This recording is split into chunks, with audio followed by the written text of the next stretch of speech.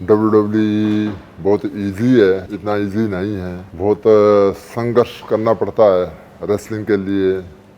अपने अपने देश को छोड़ना, आपके अपने जो सपने हैं उसका त्याग करना। जहाँ पर आपको कोई नहीं जानता वहाँ पर अपनी पहचान बनाना। और वो फील्ड पे स्पेशली मतलब जिस फील्ड पे हमारा हिंदुस्तान से दूर दूर तक कोई है नहीं, उस क्षेत्र पे अपनी पहचान बनाना बहुत टफ है।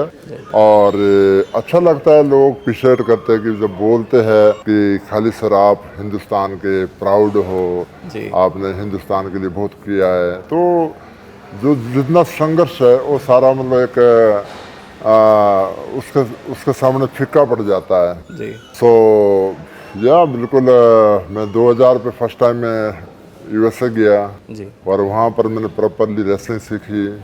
अपना जो टारगेट है उसको मैं चेंज नहीं किया। जैसे लोग क्या करते हैं कि भी कुछ चीज़ को चेंज करते हैं, यहाँ से बोलते हैं कुछ कि भी वहाँ जाके वो डॉलर कमाने लगते हैं, वो कैलकुलेशन करने लगते हैं कि हम इतने पैसे कमाएंगे। तो मैंने 1 साल वहाँ पर बहुत संघर्ष किया और एक उससे की भी जो कुछ दिखता नहीं था कि भी आगे क्या होएगा, क्योंकि उस टाइम इंग्लिश भी उतनी आती नहीं थी और कुछ कोई दोस्त भी नहीं थे ना, मतलब वहाँ रहने का ठिकाना ना, गाड़ी ना कुछ, मतलब।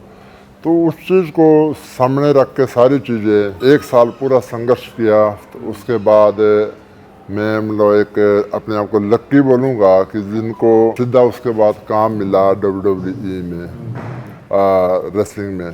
तो मैं 2001 के बाद मैं जापान गया। मैंने 4 साल वहाँ जापान पे करी रेसलिंग।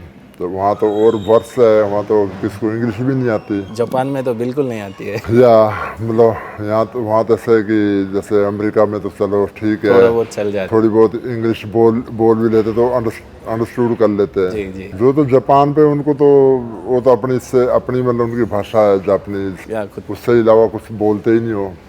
100 में से एक आधा बंदा होता है जो इंग्लिश बोलता है, अदरवाइज सब जापानीज बोलते हैं। तो मैं 4 साल वहाँ काम करा जी। उसके बाद फिर मैं मूवी करी हॉलीवुड मूवी के बाद फिर मैं रेसलिंग पे आया वापस फिर WWE में। जी कली भाई, जब स्टार्टिंग में आप रोज़दार खुली पे जाते बोल के सुना था, मैं खुद आपका बायोग्राफी लिखा था 2-4 दिन पहले, तो मैं सुना परिवार में भी 7 लोग हैं और एकदम ज़्यादा वेल सेटल्ड भी नहीं था आपका फैमिली। जब तक रोज़दारी छोड़ के आप गवर्नमेंट नौकरी पे नहीं लगे थे तब तक आपकी लाइफ ऐसा ही बहुत सारा दबाव में थी, फाइनेंशियली उतना इस्टेब्लिश नहीं थी। तो जब आप WWE में गए थे, ऊपर से आज बड़े बड़े स्पोर्ट्स को इंडिया सपोर्ट नहीं करती है, पर WWE जब आप थे तो उतना फाइनेंशियल सपोर्ट नहीं था गवर्नमेंट से। तो वो सफ़र कैसा था? कौन आपको सपोर्ट किया? कौन आपको WWE तक वो सहारा को पहुंचने के लिए मदद किए थे? उसका देखो, कोई किसी की मदद नहीं करता। जितना मैंने अपना लाइफ का मेरा अपना एक्सपीरियंस है, कोई किसी की मदद नहीं करता। गिव एंड टेक है। आप एक हाथ से देंगे तो दूसरे हाथ से लेंगे। अगर बोलूँ मैं तो किसी ने मदद नहीं करी जी। और मेरे को जॉब मिली थी 94 में पंजाब पुलिस पे। और उसके बाद फिर मैंने अपने रास्ते खुद बनाए। मैंने तो तब जैसे तक बोलते ना कि जी। खड़े होने की जगह मिली, बैठने की जगह मैंने खुद बनाई। जी। चाहे वो पंजाब पुलिस में है, चाहे वो आप WWE में है, चाहे अपने बिजनेस पे है, चाहे किसी भी फील्ड पे। तो हम बोलेंगे ना कि अगर वो करेंगे तब ऐसा होता है, ऐसा कुछ नहीं होता। आप कभी आप पत्रकार हो, आपको भी इतना अनुभव होएगा कि भाई कोई किसी को कुछ नहीं देता। आपको किसने बनाया? पत्रकार जो है वो अपने दम पर हो आप। तो मैं उस चीज़ पे बिलीव नहीं करता। मैं उस चीज़ पे बिलीव नहीं करता कि वो बंदा ने ऐसा किया। और कई बंदे होते यार जो बोलते हैं कि अगर ऐसा करेगा तो मैं ऐसा होना था। तो उस चीज़ का भी मैं मतलब आपको क्लियर कर दूँ, वो मतलब कुछ करना नहीं चाहते हो। जो बोलते हैं ना कि भाई हम में गरीब है, अगर अमीर होता तो मैं कुछ करता। मैं गरीब हूँ, मैं मतलब अमीर होता तो मैं स्पोर्ट्स करता। तो सब बनता ही वो बंदा स्पोर्ट्स पे जो गरीब हो, सही है सर। और गरीबी बंदा एक ऊपर जाता है, अमीर बनता है। अगर आप बोलिए कि मतलब कि जो तो अमीर है वो तो है ही अमीर है, पर लेकिन जो अगर जिस पे जज्बा है, कुछ करने का ये रखता है, वो उसको अपनी मेहनत और अपनी ईमानदारी ये चीज़ें नहीं भूलनी चाहिए। जी जो कोई इंसान बोलता है अगर यार मेरे कोई हेल्प करता तो मैं ऐसा करता। अब सरकार देखो मतलब ना कि राशन देती है, वो साले और लेजी हो रहे अगर देखा जाए, मतलब सही है, सही है। गरीबों को राशन देती है, अच्छी बात है, जी, बहुत अच्छा मतलब एक कदम उठाया है जो हमारे प्रधानमंत्री जी है नरेंद्र मोदी जी, बहुत अच्छा कदम उठाया है। जी ठीक है, वो अपनी ओर से अच्छा कर रहे हैं, बहुत बढ़िया कर रहे हैं, पर लेकिन उसको उस चीज़ को गारंटेड ही ले रहे। जो गरीब लोग हैं वो उस चीज़ का ये नहीं कि यार मतलब चलो मौका मिल रहा है, थोड़ी हेल्प मिल रही है, मैं और अच्छा काम करूँ। वो क्या कर रहे हैं, वो और लेजी हो रहे, उसको शराब पी रहे हैं, उसकी दारू पी रहे हैं, घर वालों को तंग कर रहे हैं, जी फिर बोलते हैं कि भी मतलब ये तो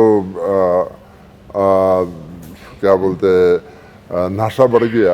शायद इसके वजह से कोई नया रास्ता भी नहीं चूज करते वो लोग कि कुछ बने जैसे रास्ता। नहीं तो अब राशन मिल गया फ्री पे, सही है, रोटी मिल गई फ्री पे, बिजली फ्री पे मिल गई, पानी फ्री मिल गया। पानी फ्री पे मिल गया, तो और क्या चाहिए लाइफ पे जीने के लिए। सही है। उनको पता है कि भाई मुकेश अंबानी तो बनना ही नहीं, जी हाँ रहना उस पे ही है, शाम को पाइया मिलना है, पाइया पीना है, तो ऐसे पी रहे मतलब। हाँ, खली भाई जब रिंग में आप पहली बार उतरे थे, भले आप इंडिया छोटे शहर से निकले, आपको देख के लोग डरते भी हैं, पर आपको भी कभी डर हुआ होगा पहले बार जब रिंग में उतर गए? वहाँ का फाइट्स इतना डेंजर होता है, लोग कुर्सी से मार देते हैं, नहीं तो कोई डेंजर हथियार से यूज़ करते हैं, तो डर नहीं हुआ जब पहली बार जब फेस किए? तो पहली मुकाबला किससे हुआ था पहला, और जब आपका कैसा था माइंडसेट, कैसा था वो टाइम पे? मेरा मतलब ऑनेस्टली मैं आपको बता रहा हूँ कि भी जो मेरा माइंड सेट है ये है कि भी गरीब घर पे पैदा हुआ हूँ, पर गरीब घर पे मैं मरना नहीं चाहता। चाहे मैं मरूँ चाहे जीऊँ, कुछ अच्छा करके जीऊँ, मतलब अच्छा करके मरूँ। मरना तो ऐसे भी है ही है, जी हाँ जी पर लेकिन मेरी ये अपनी सोच है ये कि भाई मैंने अगर मतलब गरीब घर पे मरूंगा तो उसका कोई फायदा नहीं है, सही है ना। भगवान ने हाथ पैर दिए, सही है आंखें दी है, कान सुनने को दिए, बोलने को दिया है ना। जी, अगर गरीब घर पे मरूंगा तो वो गुनाह कि है, आपकी गलती होती। मेरी गलती हो। अब भगवान ने पूरा समुंदर है, जी पूरी मतलब एक भी आप मेहनत करो, दौड़ो आप जहाँ तक दौड़ सकते, जी है ना। जी अगर मैं आज की डेट पे देखूँ, मैं परमात्मा की दया से बहुत कुछ दिया है। अच्छा मुकेश अंबानी तो बनने से रहे बन जाएंगे वो भी शायद। बहुत दिया है। आज जितना पर आप बोल रहे हैं कि हम एक जो एक मजदूरी करने वाला बंदा जी जी है ना, तो बहुत कुछ दिया है।